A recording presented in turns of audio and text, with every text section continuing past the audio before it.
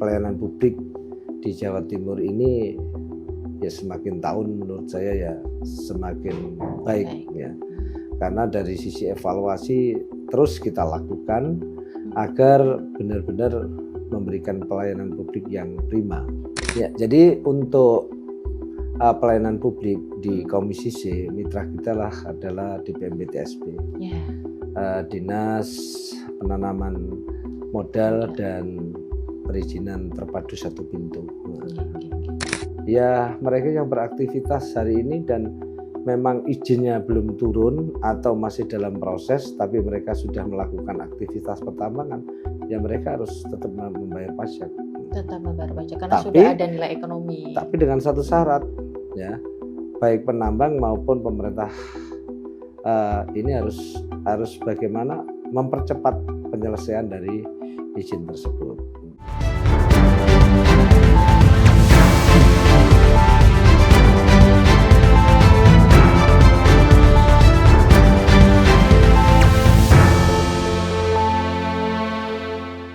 Assalamualaikum warahmatullahi wabarakatuh. Selamat datang di ABTVN Podcast, bukan sekedar bicara, lebih dekat, lebih paham.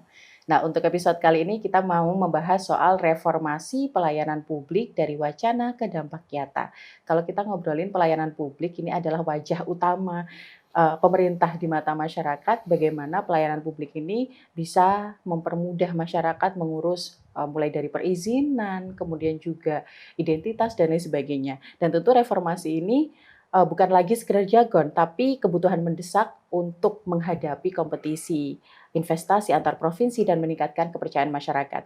Nah, untuk ngobrolin kondisi dari pelayanan publik, reformasi pelayanan publik di Provinsi Jawa Timur, kita sudah bersama dengan Wakil Ketua Komisi C DPRD Provinsi Jawa Timur, Dapil 5, yakni Lumajang Jember. Beliau merupakan anggota dari PDI Perjuangan. Kita sapa dulu Bapak Haji Agus Wicaksono SOS. Assalamualaikum Pak Agus. Waalaikumsalam warahmatullahi wabarakatuh. Kita biasanya nyapa Pak Agus Yudo. Iya. Bagaimana kabarnya hari ini Pak Agus? Kabarnya alhamdulillah sehat.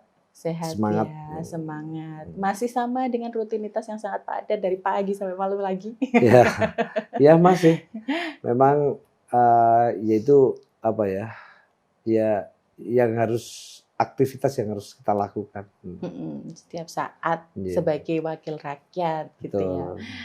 Pak Agus ini kalau kemarin dari obrolan kemarin itu kan kalau untuk menyerap aspirasi tidak hanya menunggu dari kegiatan-kegiatan partai, kegiatan-kegiatan yang formal gitu, tapi juga kadang menerima tamu juga di rumahnya gitu ya Pak Agus. Betul. Jadi meskipun ada kegiatan di luar, tapi juga kegiatan di rumah juga masih berkaitan dengan legislatif gitu ya Betul. Pak. Kita mau ngobrolin soal pelayanan publik. Sebetulnya untuk kondisi pelayanan publik di Provinsi Jawa Timur ini untuk yang sudah berjalan saat ini itu yang seperti apa sih, Agus? Ya, jadi berbicara penyelenggaraan pemerintahan, pelaksanaan pembangunan dan pelayanan publik serta terus mendengarkan aspirasi yang berupa kritik yang konstruktif untuk perbaikan seluruh bidang ya. Ya tentunya pelayanan publik di Jawa Timur ini ya semakin tahun menurut saya ya semakin baik ya. Karena dari sisi evaluasi terus kita lakukan agar benar-benar memberikan pelayanan publik yang prima.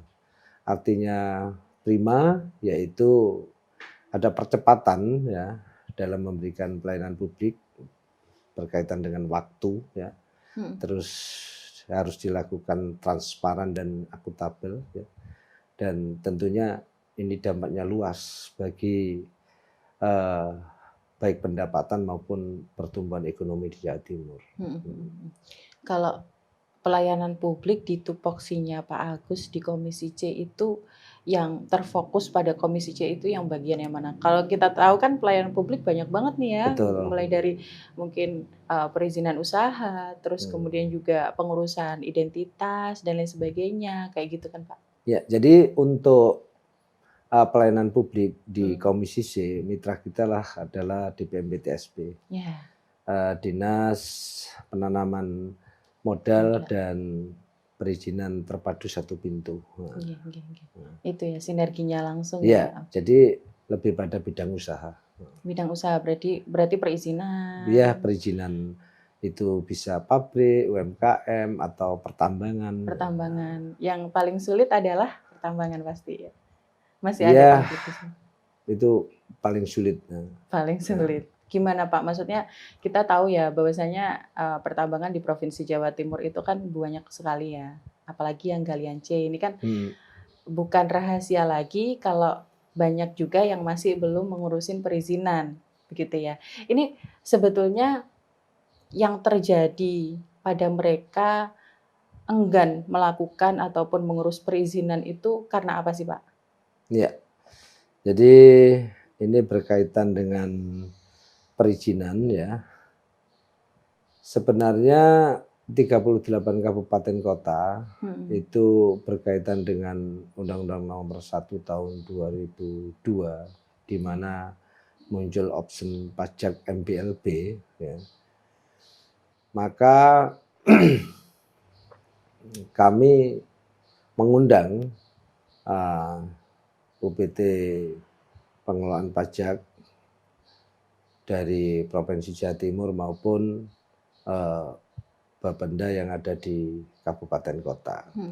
Ternyata memang banyak aktivitas pertambangan yang mereka sudah mengurus izin tapi belum selesai atau mereka ya tidak berizin. Tidak berizin. Ya. Nah, untuk itu kami tidak ingin pemerintah Provinsi Jawa Timur ya, utamanya DPRD, pertambangan kita galian C ini yang pertama mereka tidak melaksanakan amanat Undang-Undang Pertambangan, di mana kalau izin itu pasti ada uang jaminan reklamasi. Jadi setelah pertambangannya selesai, ya harus ada reklamasi. Kalau mereka tidak melakukan, maka pemerintah yang akan melakukan melalui uang jaminan yang ada di Bank Jatim. Tetapi kalau yang tidak izin, ya tentu saja mereka tidak ada tanggung jawab untuk reklamasi. Artinya pertambangan kita tidak ramah lingkungan. Nah, bagaimana pasca pertambangan, apakah ada planning untuk selanjutnya, entah setelah tanah itu berupa pasir akan menjadi tanah pertanian, tanah produktif, itu juga ada rencana jangka panjang. Jadi itu yang mungkin mereka akhirnya memilih enggan gitu karena mungkin bekasnya itu repot banget untuk direklamasi gitu ya. Ya, bukan itu. Jadi mereka itu sudah mengurus izin tapi izinnya kan lintas sektor. Ya. Artinya bukan serta-merta DPMP TSP mengeluarkan izin, tetapi mereka yang pertama bahwa dipastikan tidak ada benturan dengan rencana tata ruang kabupaten kota. Ya. Yang kedua, ada analisis dampak lingkungan dan sosial. Itu penting. Kemudian ada analisis dampak lalu lintasnya. Jadi semuanya harus dilakukan dengan sesuai dengan prosedur ya. Kemudian begitu SDM sudah merasa itu lengkap, baru nanti DPMP TSP memberikan izin ketika seluruh prosedur dan persyaratan sudah dilalui. Baik. Ini kalau dari komisinya Panjenengan karena memang banyak misalnya dokumen masih harus diproses lagi begitu ya Pak Agus ya. Itu dari komisinya Jenengan untuk mengawasi hal itu berupa seperti apa Pak? Ya, pengawasan kita yang pertama harus ada percepatan dalam pelayanan publik ya. Waktu utamanya ya. Kemudian transparan dan akuntabel. Dan kita pastikan pelayanan publik itu punya integritas. Artinya tidak ada pungli, tidak ada pungutan. Ya. Sehingga kita benar-benar serius bahwa kita akan membangun Jawa Timur ya dengan usaha-usaha yang mereka lakukan. Nah, tetapi pengusaha juga begitu. Yang pertama kesulitannya, ya. Kesulitannya berkaitan dengan luasan yang harus diajukan izin. Banyak loh masyarakat kita untuk berjuang buat keluarga dan anak-anaknya itu kadang melakukan penambangan manual misalkan di sepanjang sungai misalkan. Sama Ya, pasir. pasir itu kan ya sulit untuk dicarikan izin. Apalagi dengan Kementerian SDM sekarang yang mengisyaratkan 1 hektar itu harus ada jaminan 100 berapa juta itu dan harus dibayar 5 tahun, ya itu juga memberatkan. Itu juga memberatkan. Tetapi lagi-lagi memang ini harus kita semangati bagaimana seluruh izin usaha, terutama pertambangan ini harus benar-benar dicarikan solusinya. Pak Agus, ketika mungkin perizinannya masih berproses begitu ya, mereka itu tetap melakukan kegiatan produktivitas pertambangan nggak sih Pak? Ada yang melakukan, ada yang tidak. Tapi memang ada surat edaran terbaru ya, 2 kali Kementerian Dalam Negeri itu mengeluarkan ya. Terakhir itu tahun 25, pastinya nomor berapa kita masih lupa belum. Ya. Itu memang ya bisa mereka pemerintah kabupaten kota ya itu menarik pajak ya dari galian yang sudah dilakukan oleh pihak pertambangan walaupun tidak berizin. Ya memang ada aturan ketika ada aktivitas sebuah aktivitas itu bernilai ekonomi maka memang harus dikenakan pajak kan itu. Nah, mungkin itu langkah-langkah pemerintah pusat, dalam hal ini kami adalah kepanjangan tangan dari pemerintah pusat. Ya mereka yang beraktivitas hari ini dan memang izinnya belum turun atau masih dalam proses tapi mereka sudah melakukan aktivitas pertambangan, ya mereka harus tetap membayar pajak. Tetap membayar pajak karena sudah ada nilai ekonomi. Tapi dengan satu syarat ya, baik penambang maupun pemerintah ini harus bagaimana mempercepat penyelesaian dari izin tersebut. Tapi begini Pak, karena banyak sekali mungkin pertambangan yang kemudian masih di proses perizinannya itu sudah beroperasi, kemudian juga sudah ada nilai ekonomi di situ. Bagaimana mengajak satu persatu mereka harus membayar pajak gitu Pak? Ya dari kegiatannya. Ya, jadi seperti di Blitar itu ada beberapa penambang yang sudah izin, ada penambang yang masih belum. Maka langkah pemerintah Kabupaten Blitar dalam hal ini berkonsultasi dengan pihak aparat hukum dalam hal ini minta legal opini dari kejaksaan apakah ini bisa kita lakukan penarikan pajak kepada pertambangan yang hari ini beraktivitas tapi masih belum berizin. Dengan dasar surat edaran Mendagri tadi. Nah, akhirnya ketika itu dilakukan ya tetap akhirnya pendapatannya juga cukup lumayan ya besar. Tetapi pemerintah Blitar juga menyampaikan kepada pemerintah provinsi agar izinnya ini dipercepat. Nah, persyaratan-persyaratan yang mungkin belum memenuhi syarat ini bagaimana pemerintah provinsi dan kabupaten kota untuk menyelesaikan. Jadi ini kolaborasi karena apa? Dengan pajak pertambangan MBLB ini kita mendapatkan 25%-nya. Provinsi. Ya, jadi ini harus dilakukan kerjasama yang baik. Baik.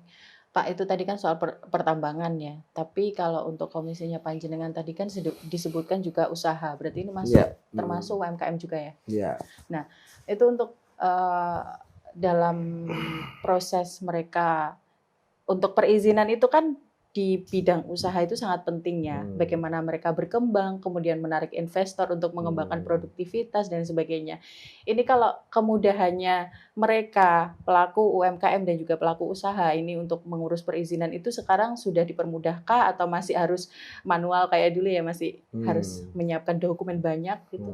Jadi pertama, kami sebagai mitra pemerintah bagaimana menyederhanakan regulasi baik itu di Perda maupun di Pergub agar ada percepatan perizinan di bidang usaha. Usaha ya. juga. Yang kedua ya, bagaimana percepatan ini terjadi? Tentunya seluruh progres ya, pelaksanaan implementasi dari kegiatannya di BMPTSP ini ya terus kita pantau baik di lapangan maupun dalam laporan kinerja. Nah, yang ketiga tentu saja langkah-langkah yang dilakukan mitra kita ini sudah tepat ya. Pertama, kita dorong bagaimana digitalisasi pelayanan perizinan dan advokasi investasi ini dilakukan oleh pemerintah provinsi dalam hal ini di BMPTSP.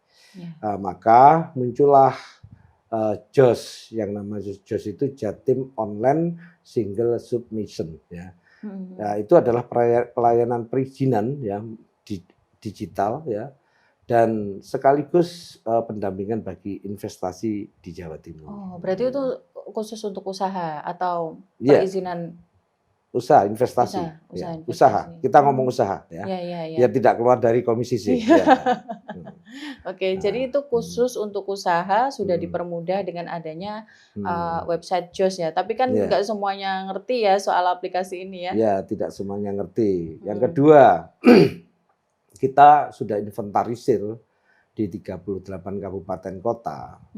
Karena berbicara pertumbuhan ekonomi di Jawa Timur itu sumbangsih semua, kerja pemerintah provinsi didukung 38 kabupaten kota dan didukung oleh UMKM, di mana pertumbuhan ekonomi di Jawa Timur itu lebih tinggi daripada di provinsi lain. Ya di tingkat nasional. Kita ya. lebih tumbuh.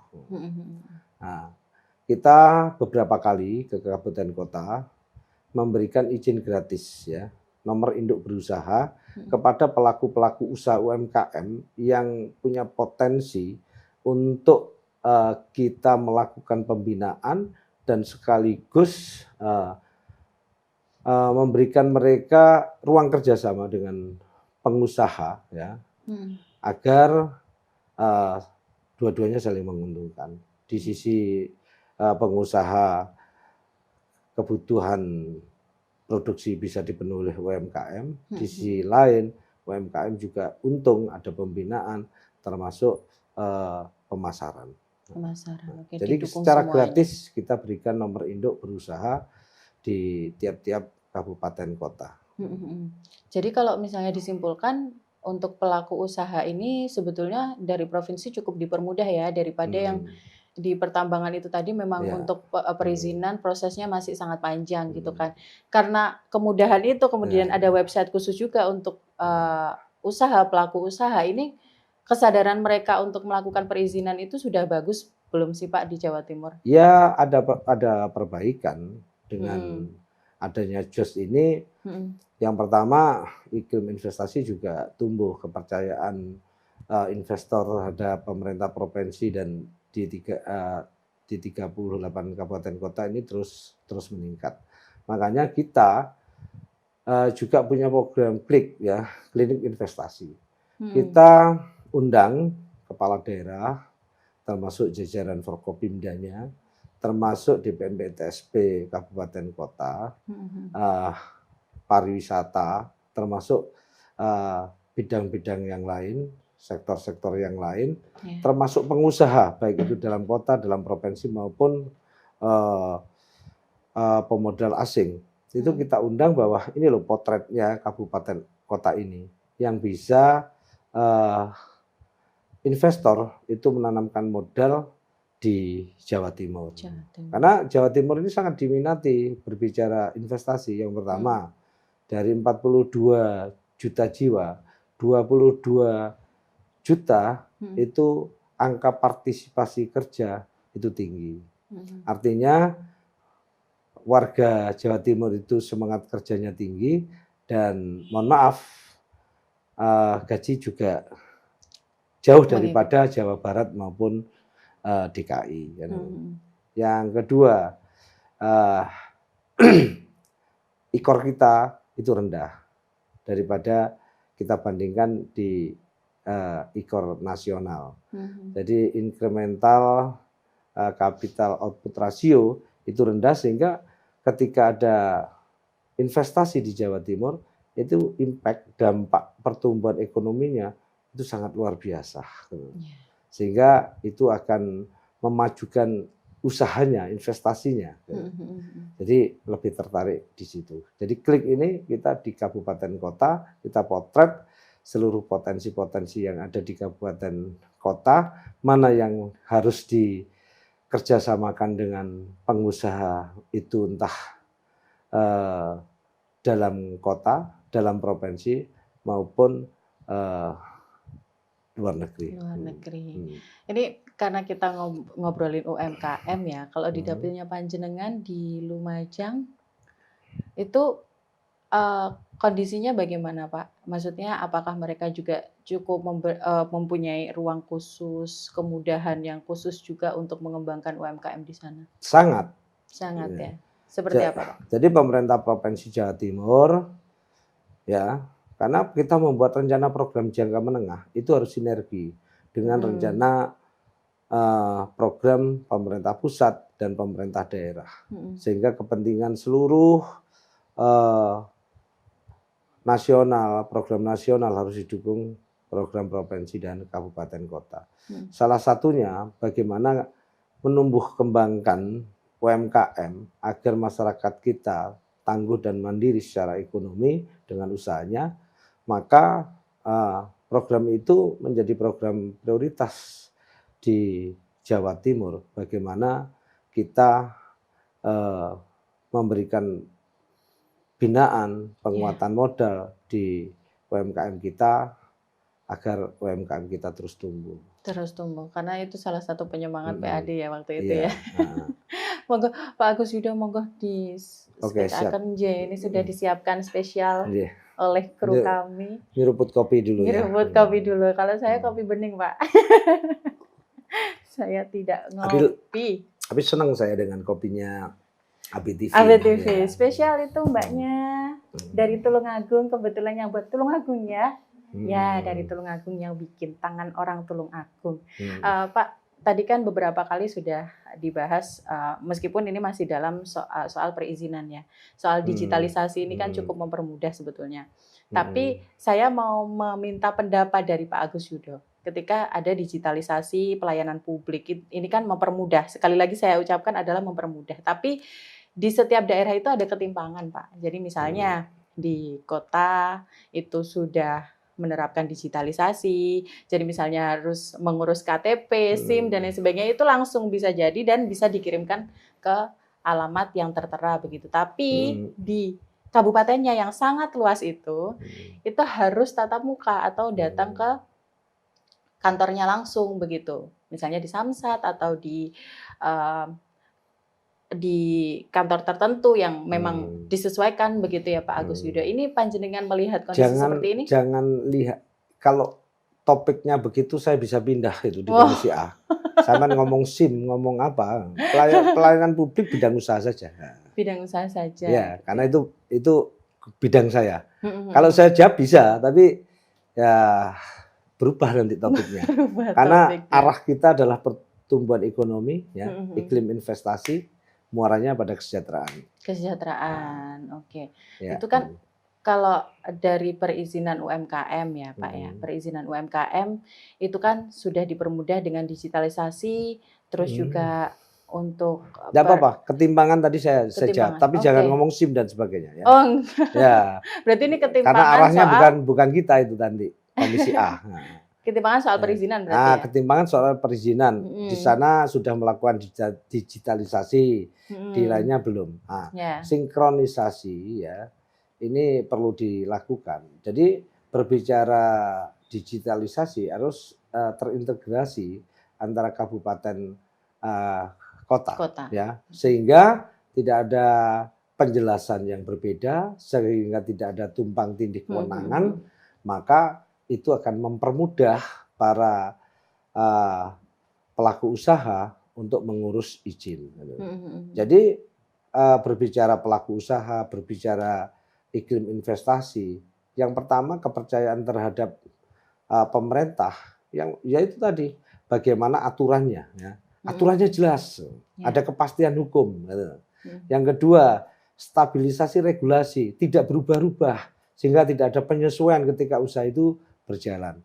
Yang kedua, transparan, artinya transparan, tidak ada lagi pungli, ya. Sehingga pungli itulah ya sebenarnya salah satu faktor penyebab proses perizinan ya itu tidak cepat, tidak sesuai waktu dan terasa mahal.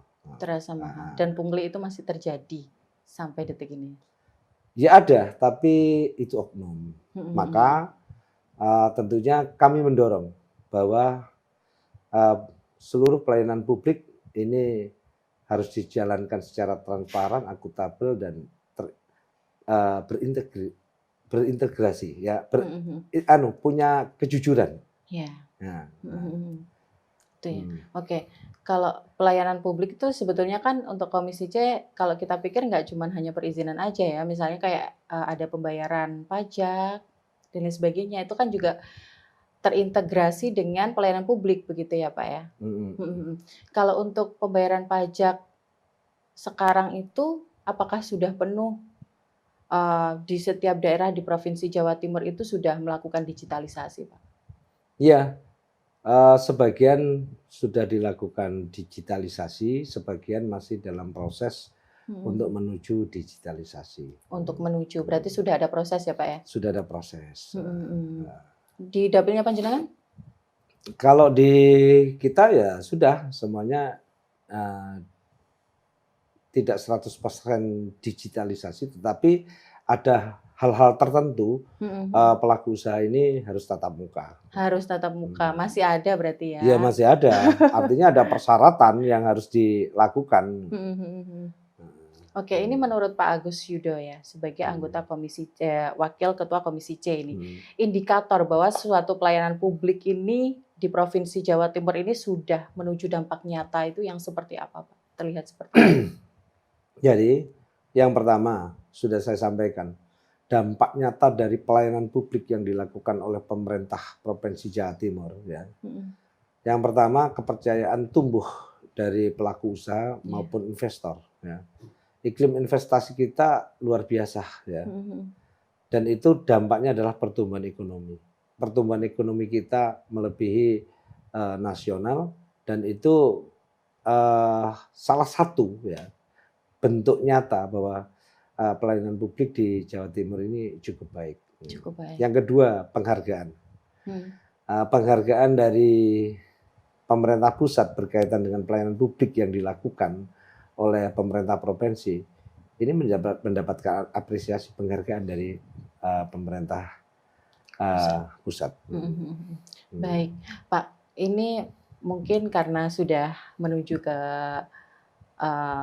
closing gitu ya Pak ya. Mungkin ada sesuatu yang ingin disampaikan dari Pak Agus Yudo untuk mungkin dengan berbagai kemudahan itu, tapi masih ada oknum-oknum yang masih masih merasa kesulitan untuk mengurus perizinan, terutama di bidang usaha dan lain sebagainya itu, monggo bisa disampaikan di sini Pak. Jadi semangat untuk terus memperbaiki pelayanan publik yang lebih transparan, akuntabel ya. Dan tentunya cepat dan mudah, tentunya ini menjadi tekad dan semangat pemerintah Provinsi Jawa Timur. Perbaikan terus kita lakukan, evaluasi kita lakukan agar ada percepatan, kemudahan dan transparansi dalam pengurusan izin usaha. Tentunya terus kita tingkatkan. Kalau memang hari ini beberapa ada suara-suara yang menyatakan bahwa perizinan kita masih sulit ya. Yang kedua masih ada ikatan pungli ya.